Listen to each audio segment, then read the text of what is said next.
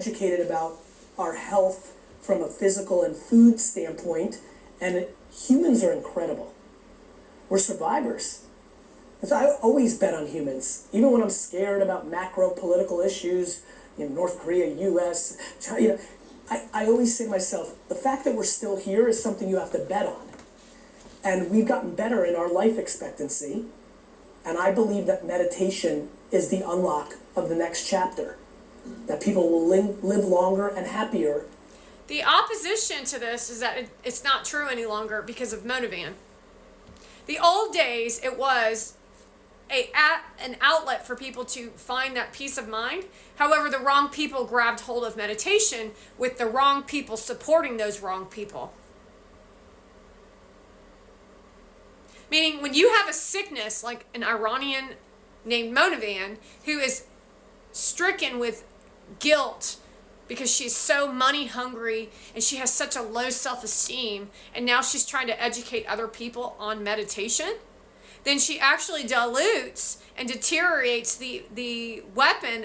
It's become a weapon, and Deepak Chopra has assisted her. So Deepak Chopra assisted her. Anybody else in the high-end region of what you would consider high-end? So Joe Dispenza assisted the bitch. Because they're entrepreneurs over practitioners.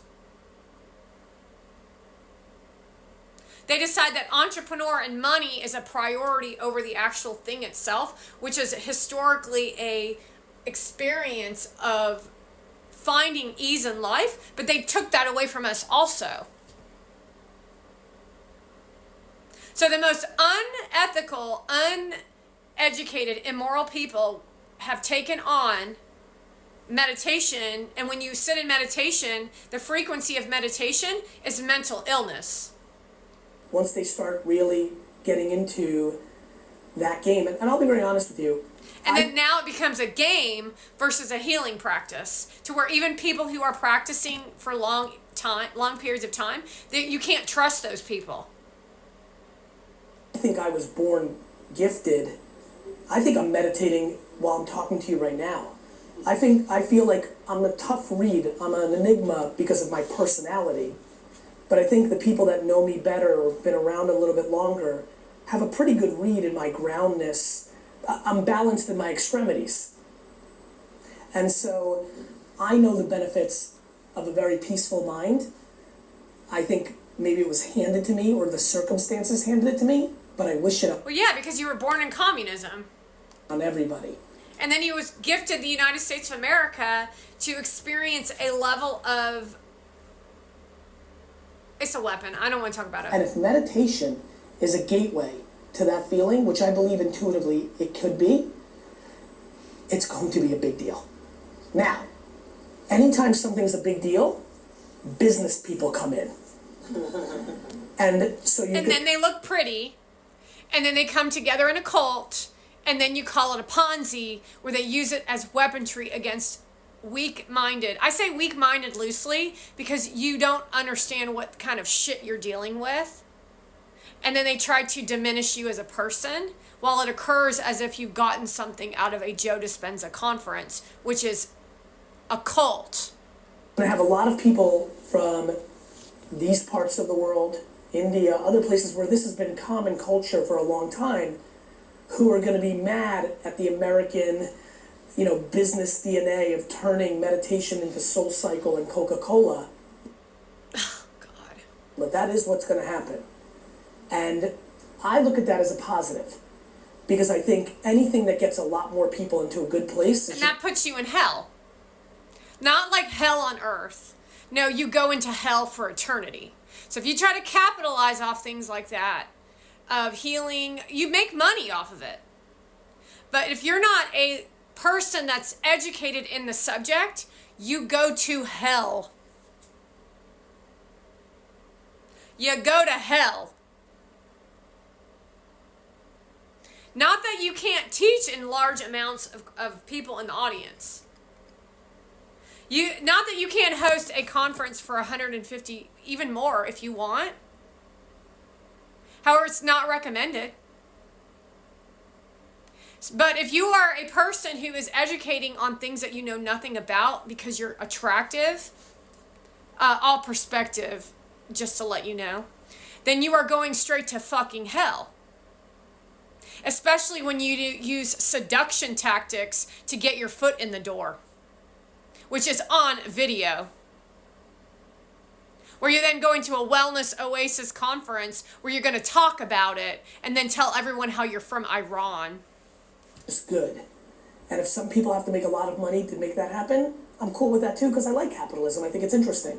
So, and that's the battle of good versus evil. And it's as black and white as any trend for me. More than I think that the sun will come up tomorrow, do I believe that meditation is going to be a very substantial commerce trade over the next 30 years. And honestly, in this last 6 years, it hasn't become that. Nobody in volume is doing any more meditation today than they were back then. However, their frequency has intercepted just based on watching a 1-minute video of some bitch sitting in her fucking white, nasty apartment meditating while she's about to post a birthday montage video associated to Gary Vee, where 40 million know that she's a fucking criminal. So she's grown the meditation in no way, shape, or form. Deepak Chopra has deteriorated his status in the sense of what he used to do when it comes to meditation. So he's diminished. She's diminished. The meditation practice has been diminished. It hasn't grown at all. It has not grown at all. Financially, you don't make money off of meditation. And so you depleted the opportunity for real people to get a healing practice. And so then all you did was create more narcissism and interrupt the frequency of meditation to make it where people don't meditate anymore. It's an unsafe place to meditate, folks. Do not meditate at this time. You are more peaceful by not meditating and going for a walk than you are sitting there closing your eyes and meditating. 40 years. And you've aged yourself an extra, 10 years? So people even lie about their age to fit in with a specific group of financiers to where they lose 10 years off their life. They even age that way. Because if you continuously tell yourself over and over that you're a specific thing, you start to look that thing. Not be that thing. Just look it. That's why faking it till you make it don't fucking work. And now becomes the next question. What are you going to do about that? What is somebody who I ain't gonna do just shit. got inspired going to do about that? Are you going to be the fashion brand? Are you going to be the app? Are you going to be the food complement to?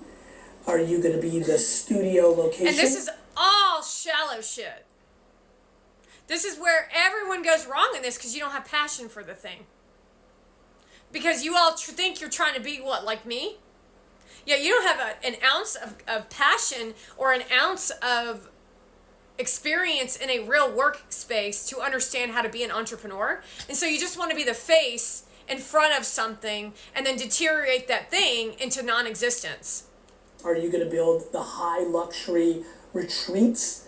What are you going to do about that is the question. So are you going to build high luxury retreats where all you do is smile for the camera? Because that's what Melissa Wood does. She runs around in a bikini and then smiles like at Wellness Oasis and says, look at my girlfriends and myself. And then that becomes the legacy of what she leaves on the planet. So she's a what? Prostitute. To make ads? For what? Nothing's attached to it. Except for look at how rich she is with a gift, the fact that her man has a lot of money. So you're not getting anything off of these people except for watching them and them show off what they have. And that's the message from Wellness Oasis, is you're watching them act as if they're succeeding and a bunch of people going around praising each other with no substance and no depth. No entrepreneurship, just a bunch of wasting away of your money.